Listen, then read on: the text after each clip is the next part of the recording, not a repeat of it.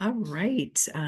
Welcome to our webinar here today. We've got our guest, Sawn Hamilton, whose expert role is mother of Emerson and advocate for Emerson. And she's going to talk to us a little bit about, tell us a little bit about Emerson and talk to us a little bit about inclusion and what that has looked like for Emerson, and maybe give us some tips along the way for things we can do to help continue to providing better and better inclusionary practices for our students or experiences. So Dawn, I'm going to let you introduce yourself and kind of tell us a little bit about yourself and Emerson, and then we'll go from there. Great. So my name is Dawn. Thank you for having me today to share a little bit about Emerson. Um, in addition to being her mom, I also have become a really passionate advocate for inclusion and equitable practices for students with significant support needs in particular, but students, of all abilities. Um, and to that end, in addition to being on the board of directors for her school, which is a fully inclusive school called CHIME here in Los Angeles. CHIME is an acronym that stands for Communities Honoring Inclusive Model Education. And um, it started 30 years ago on the campus of CSUN, so CSU Northridge, as a pilot program for preschool, and has grown into an elementary school and a middle school. Unfortunately, it ends after middle school, so there is no Chime High School. But we've had a wonderful experience there. And I also am a commissioner on the Advisory Commission for Special Education for the state of California. And I just started my second term participating up in Sacramento every other month, being able to have a seat at the table and advocate for inclusive practices and students with significant support needs at a state level. And I have a little PowerPoint presentation that I can share so you can, if I can figure this out, I'm not the best with Zoom. Here it is.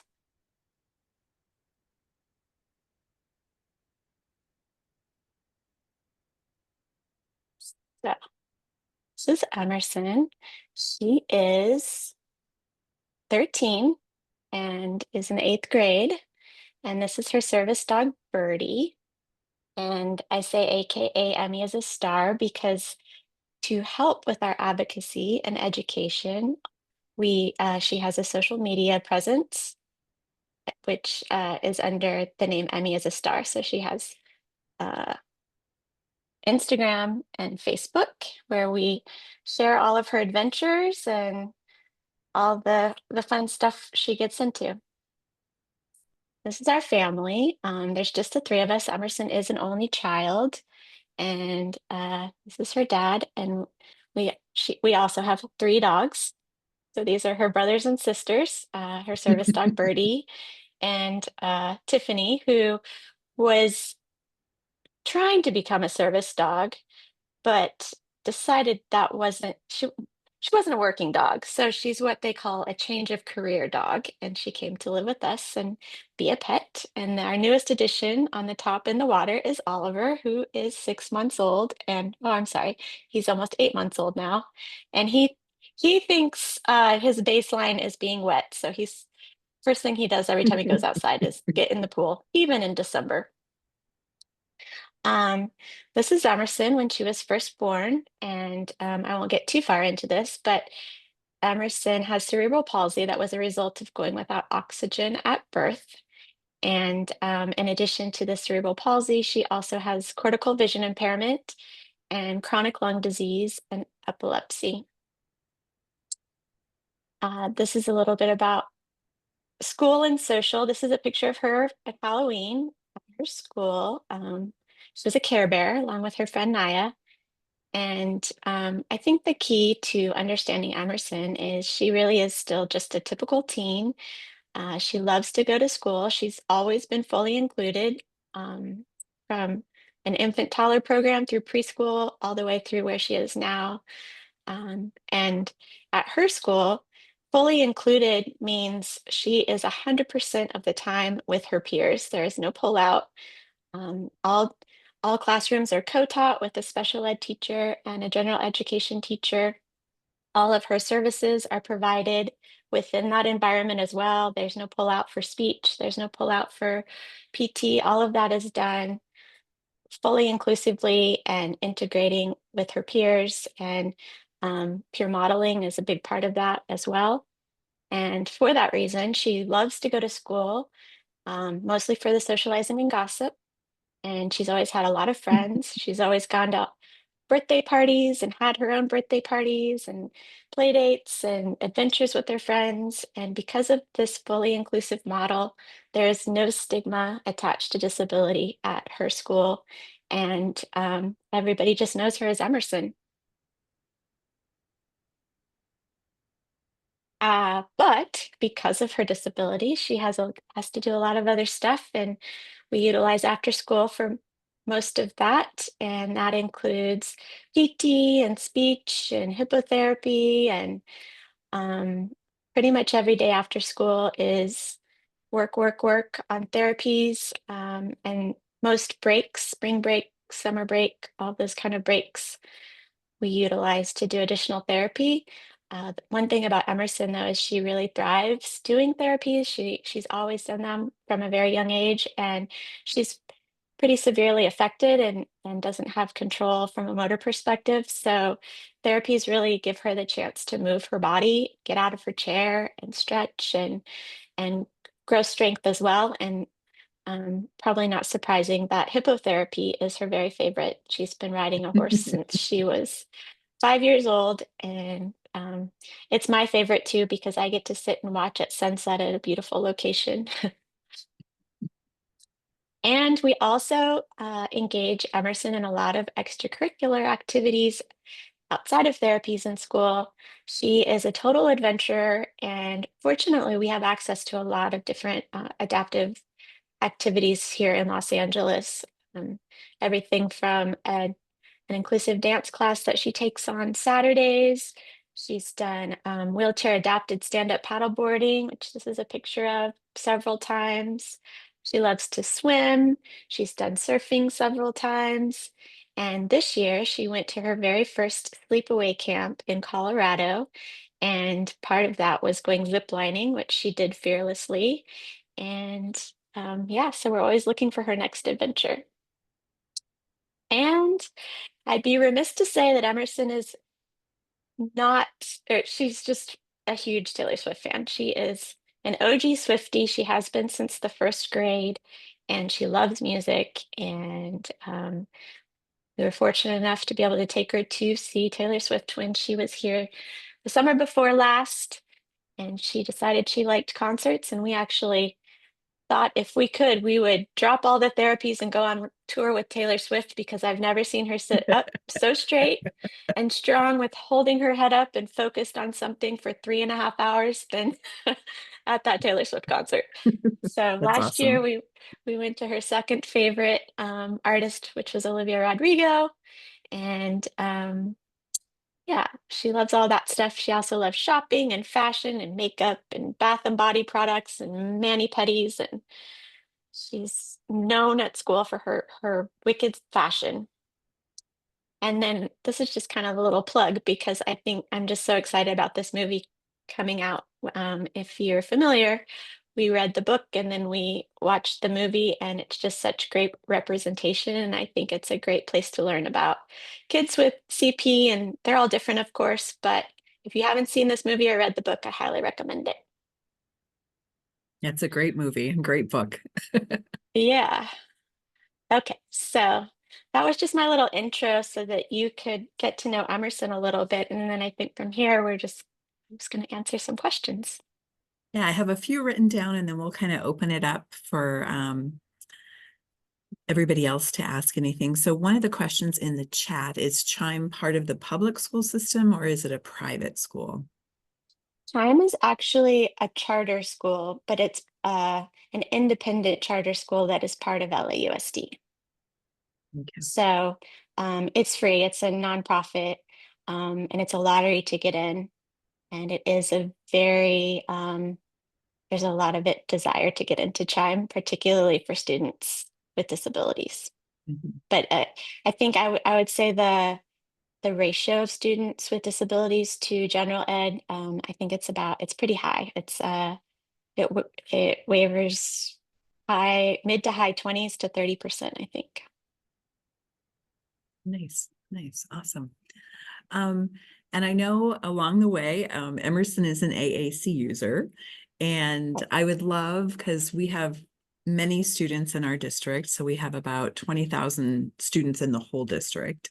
So we have, many students who have, extensive support needs and who use AAC, and just wanted to have you share Emerson's AAC journey with you, so we can kind of like, you know, see where she came from and where she's at, and what your future hopes and dreams are as we work with many students here on navigating that process.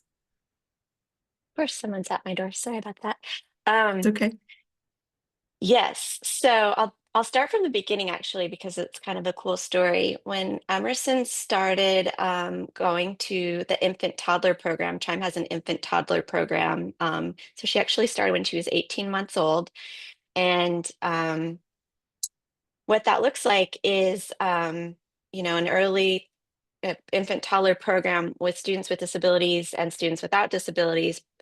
But in addition to having the teacher, they have a special ed teacher, and they have service providers, a PT and an SLP to come in. And it's kind of like a mommy and me program. So, the parent stays there with their child. But it was literally, if it wasn't the first day, it was the first week. And the speech therapist approached me and said, "What does Emerson like to do?" And I said, "She likes movement and she loves to swing, and she just wanted to be moving all the time." So she put her in a swing and she started swinging her, and she swung her for a little bit, and then she stopped her, and she had been watching Emerson and noticing that Emerson was doing, like this with her hands.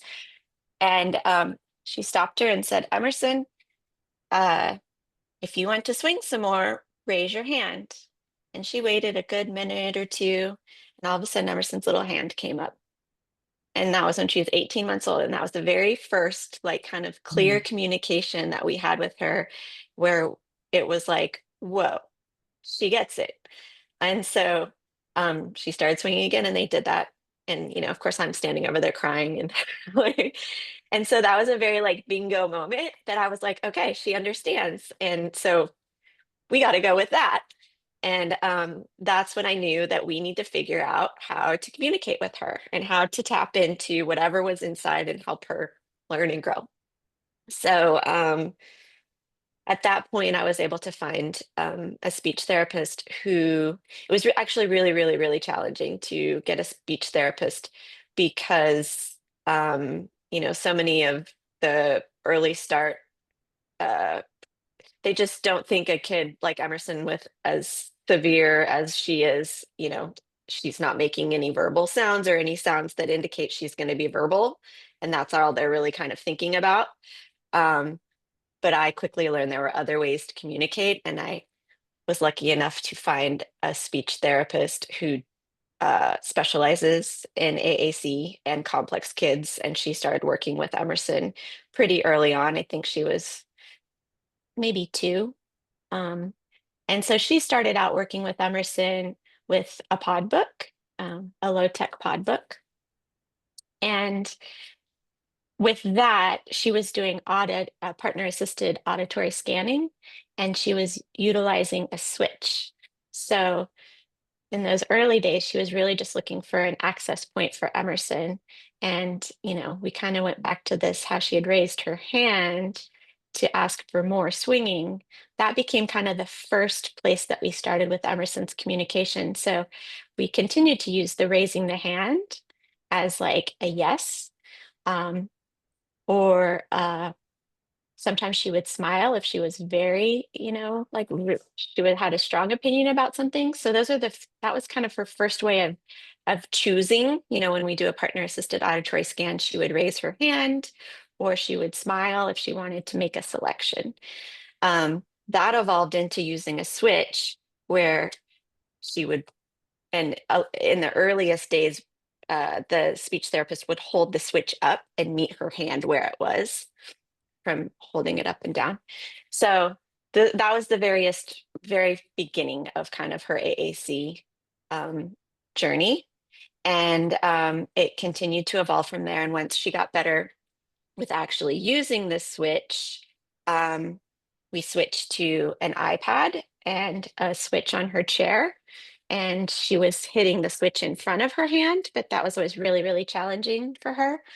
Um, and then as things progressed, we started to realize that it was easier for her to hit the switch with the back of her hand. So we started placing the switch behind her on her chair.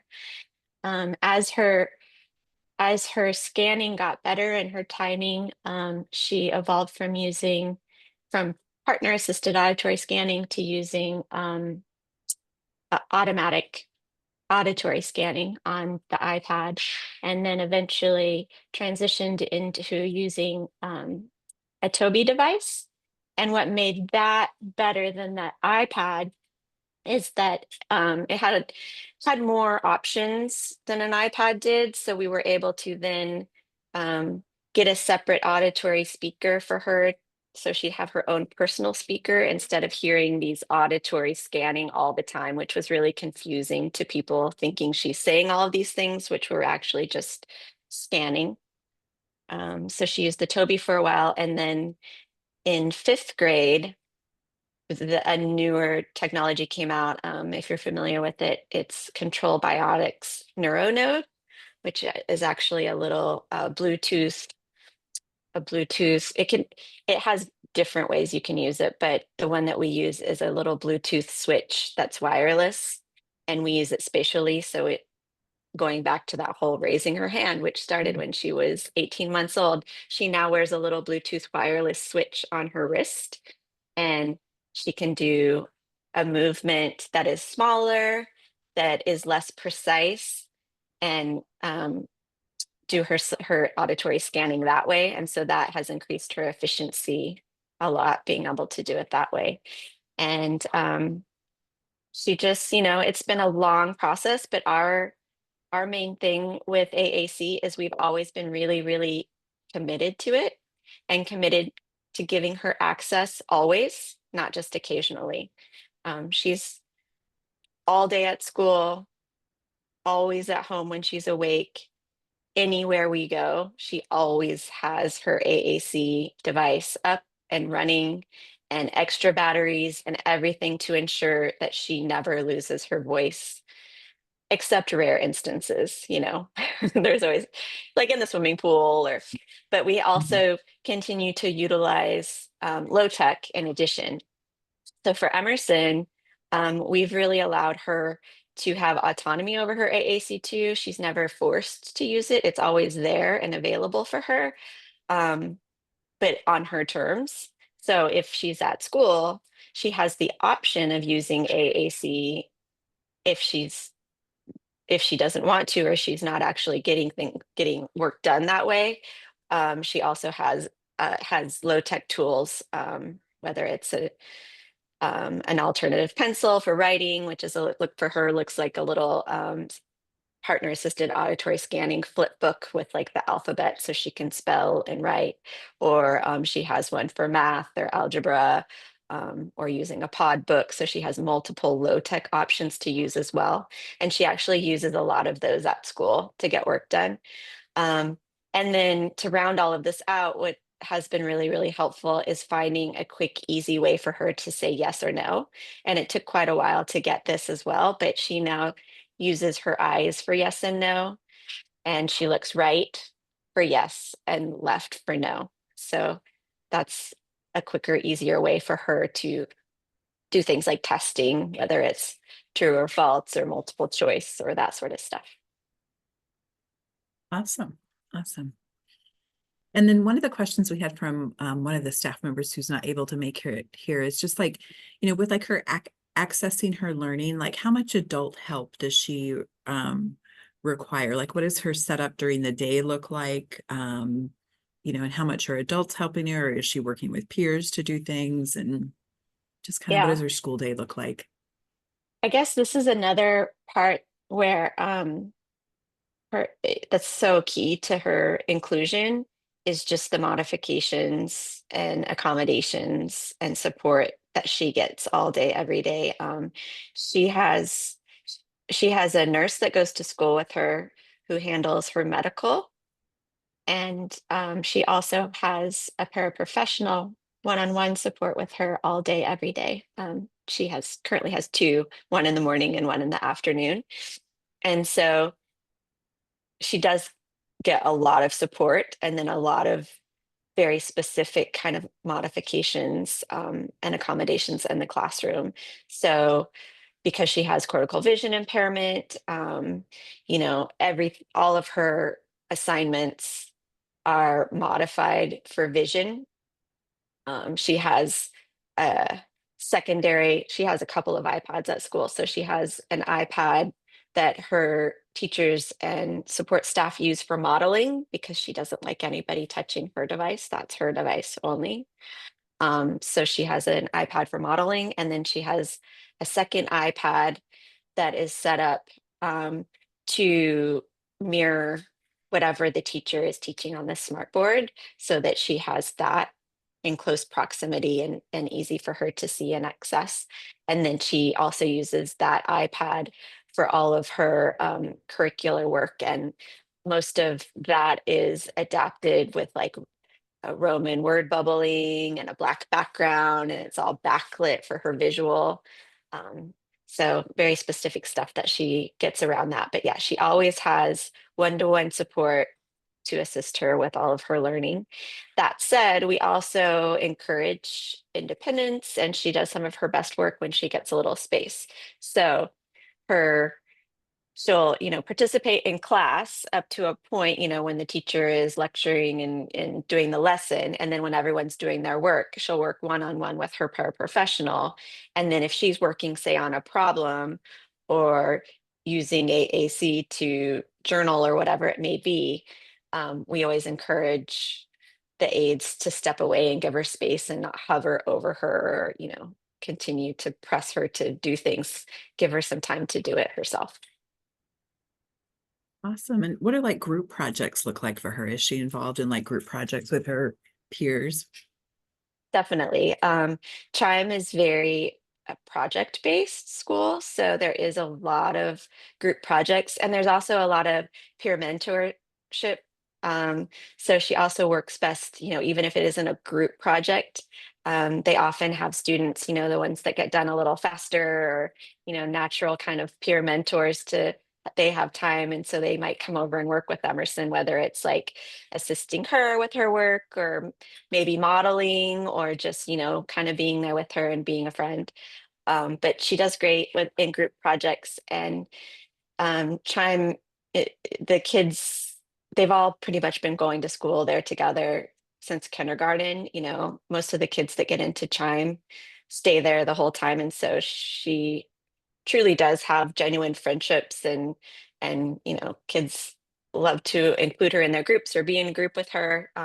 She had a group project earlier this year with three of her peers, and they had to create like a movie trailer for a book that they had read, and they came over to our house and filmed it. And um, so yeah, they accept her and they know how to communicate with her because that's always been taught to them. Um, Most of them communicate with her with yes, no questions, because they've learned, to watch her, to ask her a yes, no question about something and to watch her eyes. We also keep on her device a little yes and no taped so everybody remembers right is yeah, on the right side there's a yes and on the left side there's a no. So in case anybody forgets like which way is which. But they just talk to her like anyone else. They'll say, Emerson, do you think we should do this? Or do you want to do this? Or, whatever. And they literally watch and listen and know how to talk to her and aren't offended when she says no to their ideas or whatever. I mean, they just laugh because she's known for being a little bit sassy, and they're like, all right, what about this? But they just treat her like any other kid, and it's pretty cool to watch. Awesome. Awesome. Um, So, I mean, what you've been describing about Emerson School and stuff, it sounds like it's really, definitely what, I would call authentic inclusion, where they're like authentically included, they're participating. Um, in a lot of schools and districts across the country, that's not happening as much as we would like.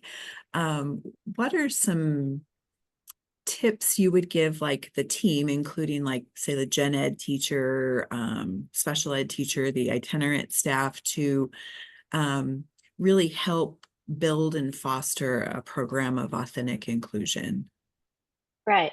This is something that I've it dawned on me a few years ago that a lot of people are talking about inclusion now, and it's got the term's gotten a little watered down, and Mhm. often somebody else's inclusion can mean something totally different than what it means to me.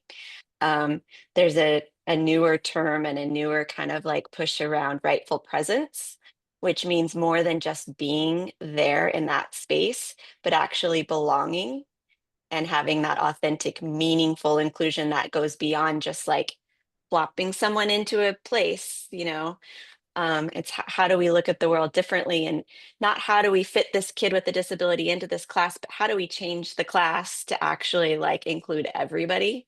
So I think the key to doing inclusion well is changing your mindset. It's change. It really is change. And um I know at Chime, what they do really well is the co-teaching part of it.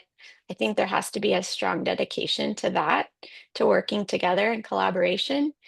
Um, and then just the presumption of competency, presuming competence of every student and not putting a limit on what you think they can do, but really providing all the modifications and supports and just shooting for the stars because nobody knows. I mean, Emerson has surprised us in so many ways, and like I said, we're getting pushed out of our time bubble, and we're about to join the real world where you know uh, high school options in our area.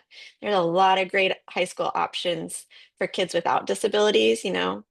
Lots of magnet schools with programs that are specifically for all the things they want to do. But for us, coming from a school like Chime that does inclusion so well, um, the kids with disabilities and particularly extensive support needs kind of get pushed off the cliff, and it's hard to find a space for us because the high schools still predominantly have special day classes, lots of life skills, not a whole lot of, you know, strong focus on curriculum.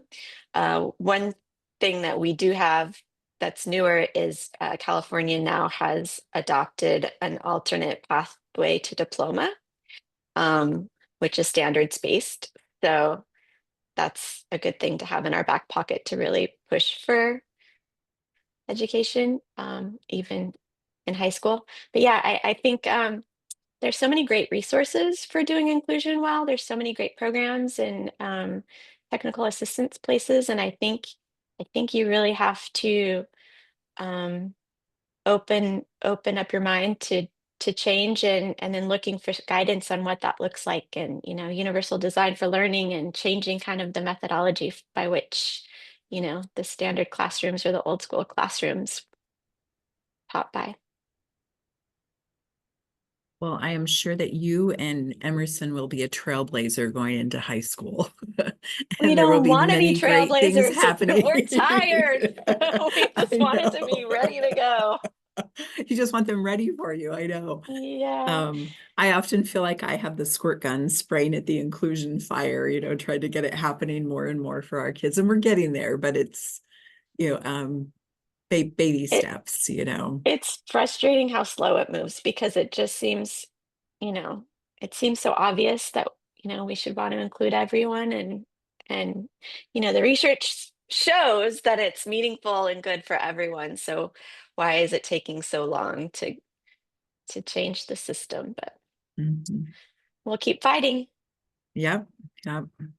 Um, I'm going to stop with my questions and see if anybody, you can feel free to unmute or type it in the chat, see if anybody has any questions for Dawn. And there's just there's a few of us here. So if you unmute, if you want to just kind of introduce yourself and say your role, that would be great.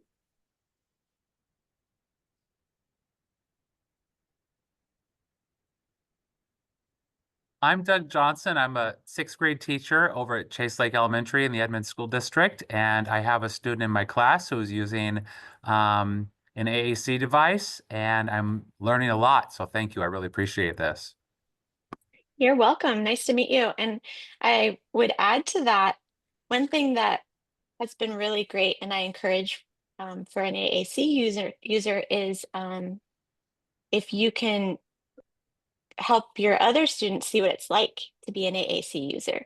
So we've done that a lot with Emerson through the years, where she has an iPad for modeling, and she's had teachers that utilize that in the class, like maybe it's community circle or some, I don't know what you do in your class, but sending that iPad around so that the students get the opportunity to try to answer questions and what that looks like and feels like. Oh, wow. So then they use the eye gaze to figure out, like, to see what the challenges are with that.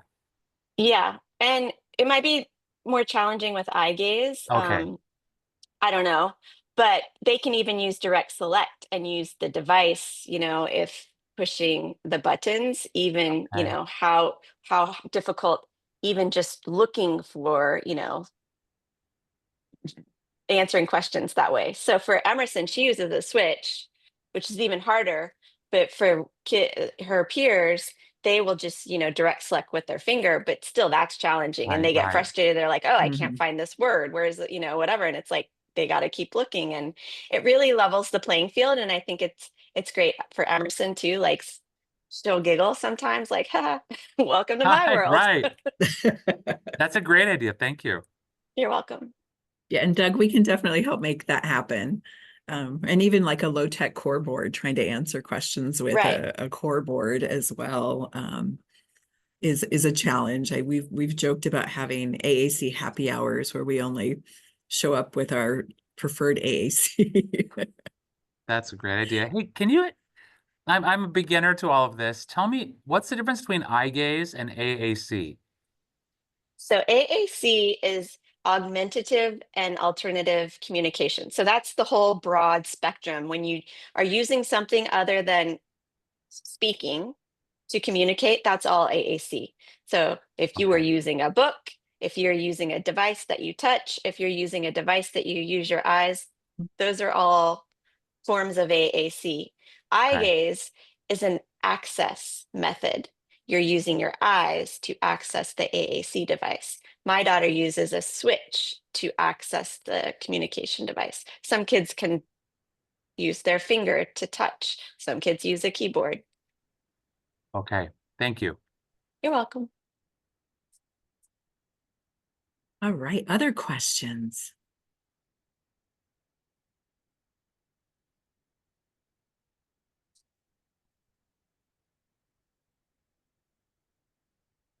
Everybody's thinking. So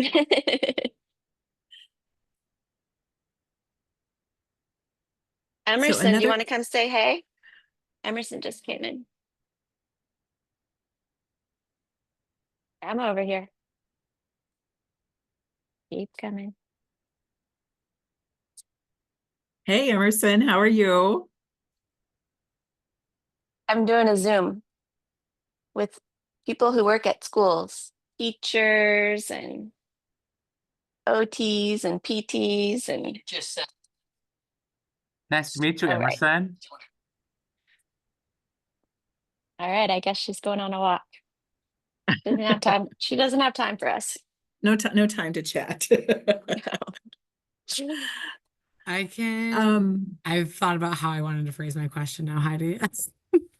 Hi, I'm Mackenzie Hess. I'm an occupational therapist. And Heidi and I were chatting a little bit before, just about how like it's like goes back to the systems, right? Like they're just set up so poorly. And just like if you have any advice on how to like just start dismantling those systems for a more inclusive setup, We, because it's just like the way that we exist is so bad. yeah, And I know it it's is a like such a challenge. I loaded mean, we question. got my personal idea is we got to burn the whole thing down and start Yes, over because same. I feel like the whole education system was built on a faulty foundation, and Yeah. now we keep trying to build on top of it, and it's like we're um, and I feel like inclusion in schools um is so hard and so dependent on the administration and the, who's involved. And as you could have, a great inclusive program, and then somebody at the top of that administration leaves and it falls apart. I mean, I've heard that so many times. So it really is a challenge. And getting buy-in, I think sometimes from, you know, changing up a gen ed classroom and a gen ed teacher who has been doing it one way for so long. And I mean, it just really is challenging. So not sure. There are lots of people that probably have better ideas for you than me. I'm just the parent. So that's a little out of my jurisdiction, how to change that. I Fair. I don't even know where to begin with that. Yeah. But the fact that you're even trying is good. Other questions? It's like Kat has one.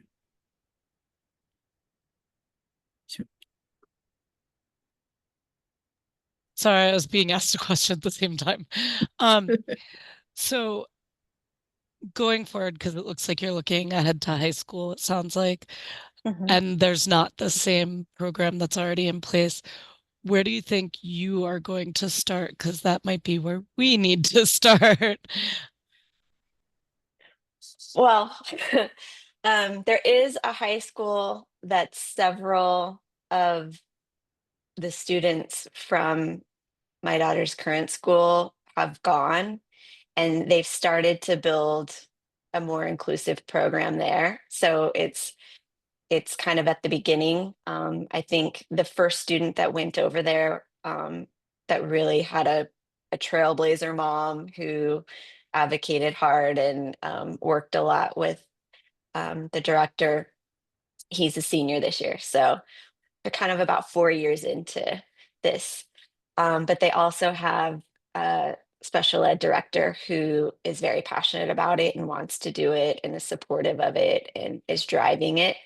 And then several other families since this family 4 years ago, several other families have since started going there. So we've kind of we're building a little community um, of strong families to push for it, but we have, support within that school for it as well.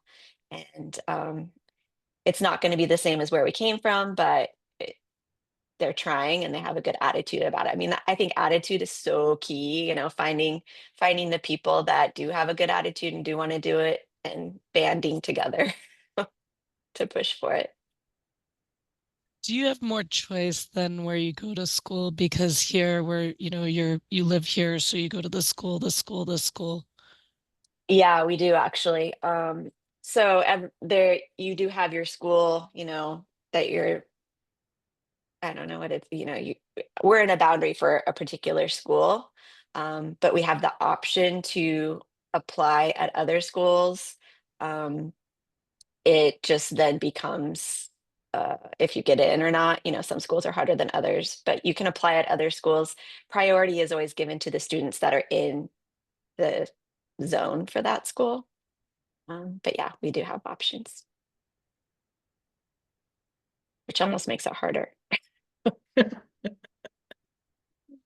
Which means, like here, Emerson has gone to school with all these kids for, I don't know, 10 years, and they're all dispersing to all different schools. And so we'll lose some of that, but that's high school, I guess. Yeah. Yeah. I can't believe she's going to be in high school. That's crazy. You're telling me. And then you had some great advice for some of our gen ed teachers, and we've got Doug here, who I'm so excited he's here today. But is there any other advice you have as far as, for gen ed teachers in working with students similar to Emerson, and how you might like make some adaptations that look different, but they can at least access the content and engage in what's going on in the classroom? So I guess my question would be, when you say you have, students with disabilities in your classroom, now do you have a model where you can co-teach with a special ed teacher? How do you work with special ed, and like what's your, I don't know, how's that, what does that look like? I think for us, it varies building to building. I think there's a lot of the buildings that are doing it pretty well. There's a lot of collaboration between the gen ed and special ed teacher, and then the para who's going with the child, has kind of been trained to be an expert in helping kind of modify things on the fly.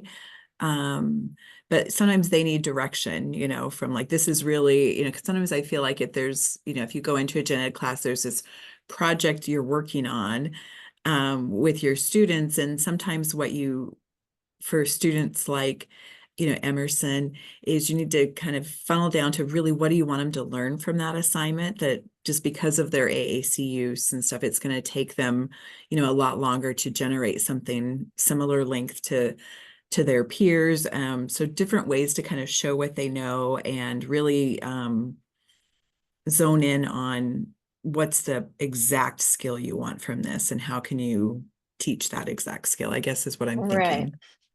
Yeah, for Emerson, she definitely never is expected to do as much work as everyone else. So, if the students were taking a test and it had 15 questions, Emerson might take a test of 5 questions, you know, um, or, when she does a book report, there might be, 10 sections to this book report, and Emerson would focus on like 3 sections, so Emerson's stamina and how long it takes her to actually like do the work is such that she gets a lot of leeway in terms of doing less amount.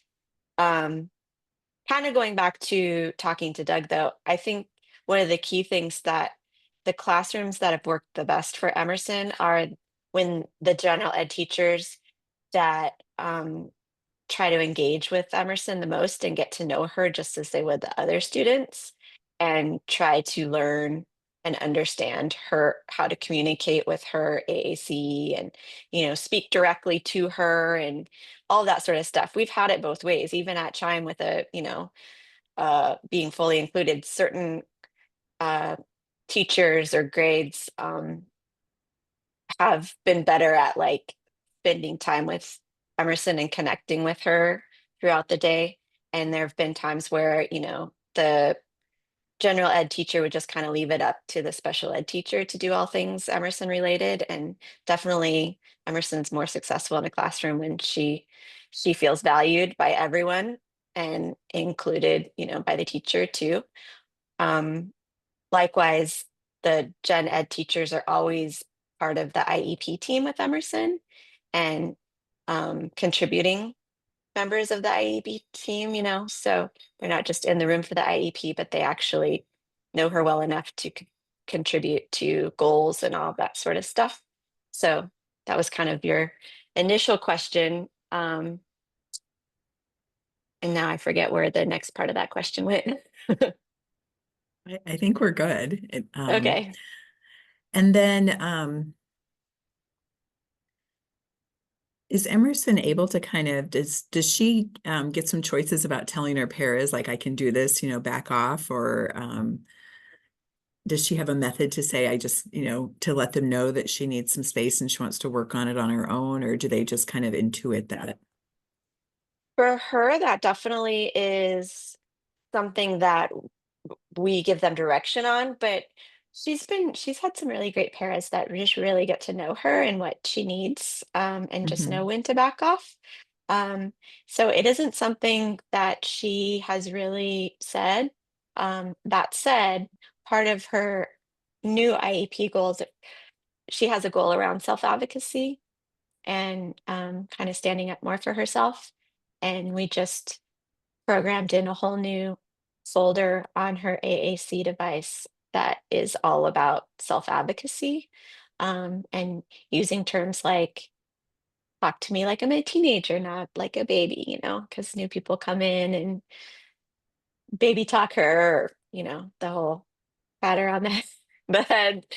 And she does not do well with that. Instantly, she'll shut down, and you will get nothing from her if you talk to her with a baby voice or, you know, in that kind of capacity. So, but she now has a folder that she has some pretty funny phrases in there, kind of inspired by Out of My Mind, some things like, Mhm. um,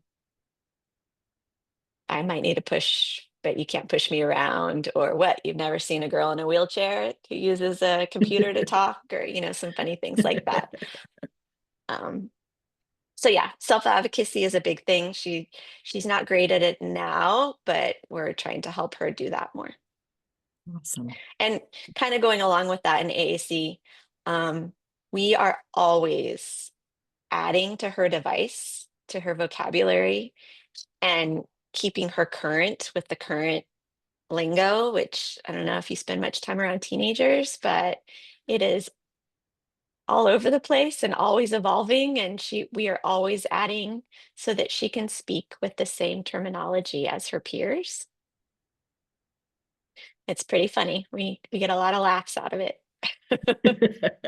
Yeah, the student in my class, they recently added, let me cook. Let me cook. I don't even know Let me that one. cook. Let me cook. Give me the time. Let me work, leave me alone. I'm doing my thing. Right. I think it's It's pretty great. funny. Yeah. Yeah, so there's some great things. Yeah. And then another question someone had was, does she go to PE and what does that look like? Does she like it? Yes. So we do have an adaptive PE teacher at Chime, and he's pretty good about figuring out ways to kind of adapt to so that she can do whatever they're doing. But she's doing some unique things as well. You are very familiar with her power chair, and she does power chair training at school. She has an O&M that comes to her every week and works on helping her learn how to drive a power chair. And it really depends on each year, but this year the time that teacher is there tends to collide with PE. So they've Mhm. been able to do some fun things where she can use the power chair, like if they're doing relays or running or any of that stuff. Or sometimes she's just kind of cruising around the field and not participating by her own choice. But yeah, they're pretty good about trying to figure out how to include her. And even doing some hand over hand stuff, if it's like throwing a ball or whatever it may be. Mhm. And sometimes it works and sometimes it doesn't. And she has an adaptive trike at school, so sometimes she'll use that during PE to get a little more like exercise. She may not be doing exactly what her peers are doing, but she's participating in her own way alongside them. Nice. And then does she have a favorite subject? Ooh, that's a good question. Um, it's funny, it's not her favorite. Math is not her favorite, but she's really good at math. She's really good at mental math, doing it in her brain. And her, I don't know if you can call it a class, but her favorite class currently this year is an elective. And as an eighth grader, you can choose to be a teacher assistant. And that's her favorite because she's currently assisting. Her favorite all-time teacher was her fifth grade teacher. And so she's a teacher assistant in fifth grade and gets to have a little control over the fifth graders. So that's pretty fun. She also really likes art. You and I need to chat about some art things. Um, Kind of have you, following wait, can I add on to Go that ahead. quick? Go. Following up on that, is she doing more like bossy art where she's directing her caregiver or her paras for art, or is she using her device to make cool stuff happen on her device? Neither, Oh, actually. okay, We usually try to allow her to be hands-on with art. cool. So assistive devices so Yeah. that she can hold a paintbrush and she can make choices on colors and all that sort of stuff. But we usually try to be pretty authentic with her art and not have it be the parrot that actually creates the art, but she does. I And whatever that looks love- like. And yeah. like for instance, yesterday she decorated a holiday cookie Mm-hmm. and it didn't look great. And at the end of it, she said she called it sus.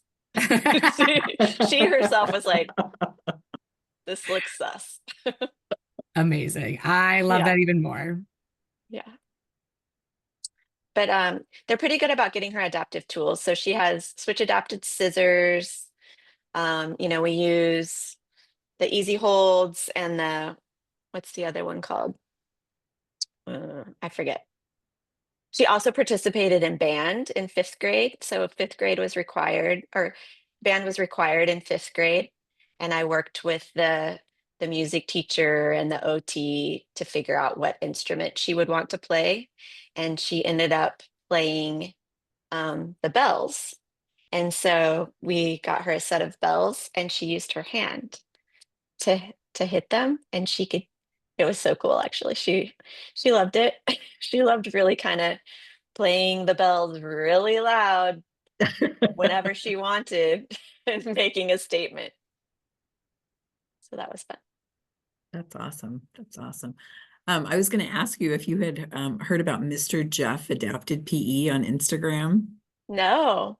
He has some really clever and creative switch accessible PE activities that he does, and some of the PTs in our district and I have worked on creating some of those for like field day and different things. But so we've made like a catapult for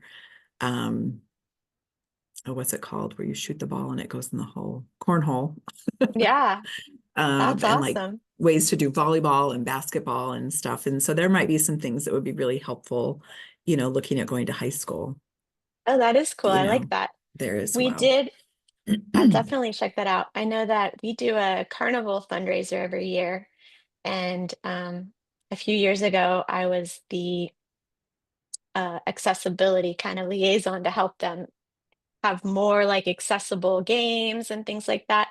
And I was able to borrow they had a bowling game, and I was Mhm. able to borrow one of those little, have you seen at the bowling alleys where they Yep, the have the ramps. little ramp? Yeah, so I borrowed one of those and made their bowling game accessible. So that was pretty fun. But yeah, it's always great to see new ideas of how to make things accessible. Yeah, he's very clever and creative. I want to be Mr. Jeff someday. Um, all right. And then, there's always challenges with inclusion.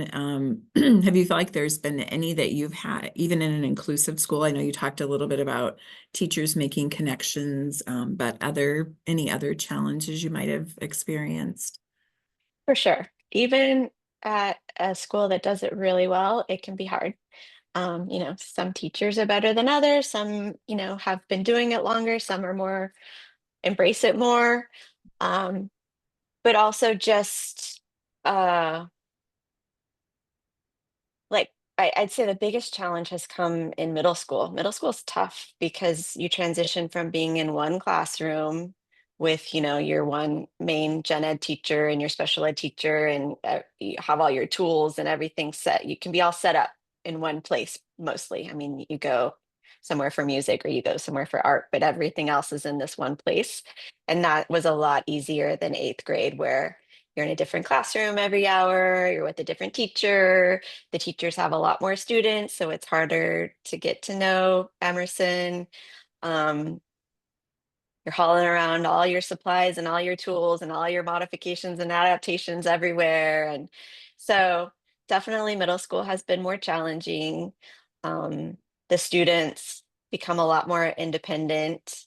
And, Emerson gets a little more left behind at times because they don't necessarily want to be hanging around with the kid that has an adult with her all the time. So, you know, keeping that social engagement and connection takes more effort. And let me think what else. Paraprofessional turnover is challenging, and training and keeping everyone trained, particularly for Emerson, because, you know, her communication, although she has it, is complex and always change, you know, like nuanced at times, you know, and you have to really know her, and you have to know her system, and, you know, dealing with technology, it's a learning curve to make sure that that thing is up and running and working properly, and that everything is adjusted perfectly on her for her to be able to access it optimally.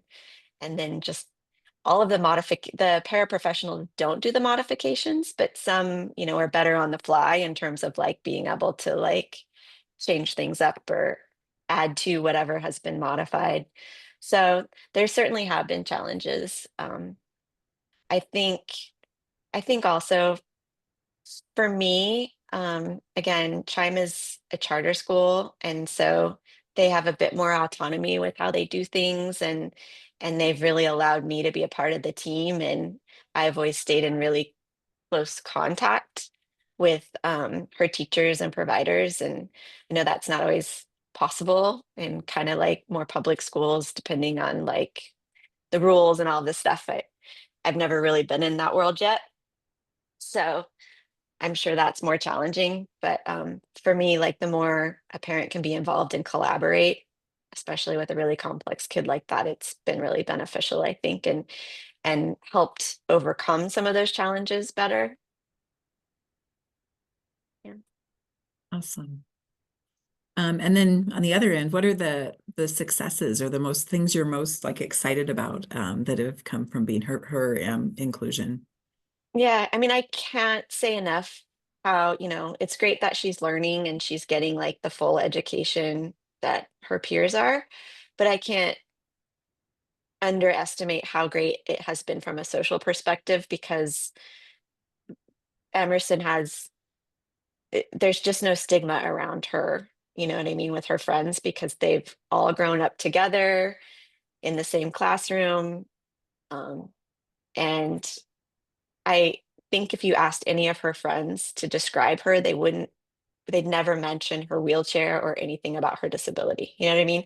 They'd say, "Oh, Emerson, she's kind and she's a good friend and she loves Taylor Swift and she has the best fashion and she has the best smile," or you know what I mean? Like whenever you've asked them to talk about her, and you know, I hear so often from other families. I have a really tight community of other families across the world, really, with kids with CP, and you know, it's not common for kids to be fully included.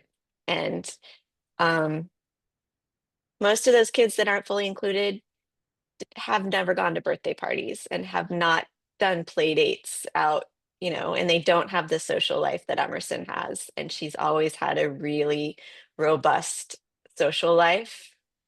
And I'm just so thankful for that. Awesome.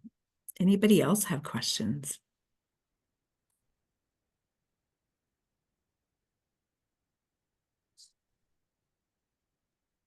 That was really inspiring to hear that. Thank you for sharing that. Great Thank you for job. coming. Great job. Thanks. Yeah. Wow. That's amazing. Yeah, that's really cool to hear. I'm Well, hopefully, inspired to find new ways for the student in my class to find ways to build that for them. yeah. I'm excited to do that.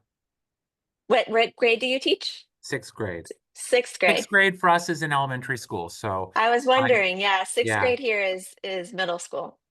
Yeah. Yeah. Yeah. So thank you. Good. I'm Yeah. glad to hear that. Thank you. Yeah, thank you so much, Dawn. I really appreciate your time. I'm going to stop the recording here. Thank you for having me.